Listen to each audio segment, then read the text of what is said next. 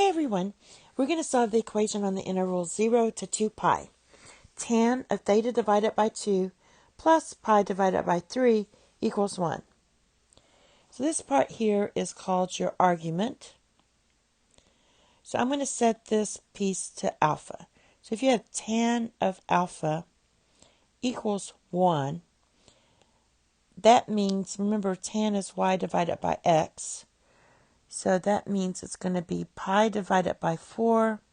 And this one also is 5 pi divided by 4 because two negatives will give you a positive.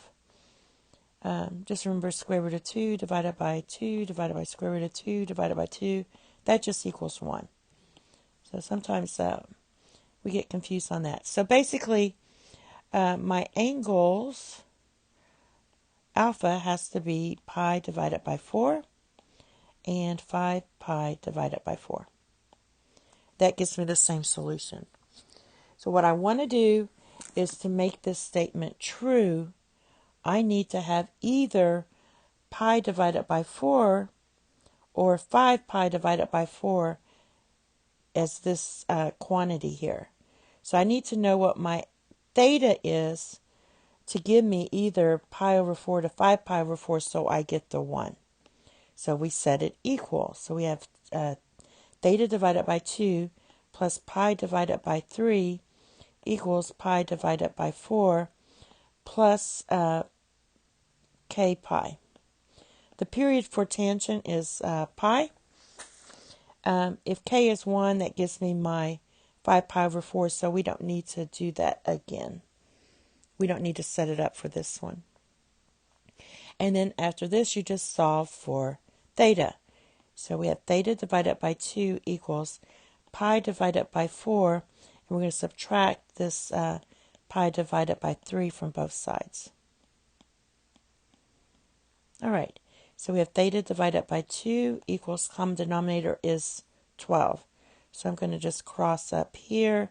That gives you 3 pi minus 4 pi plus k pi.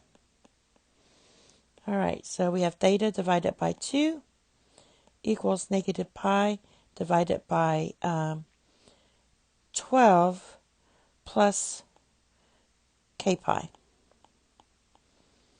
Now, we still have to solve for theta, so I'm going to multiply everything through by 2. If I do that, I get theta equals negative pi divided by 6 plus 2k pi.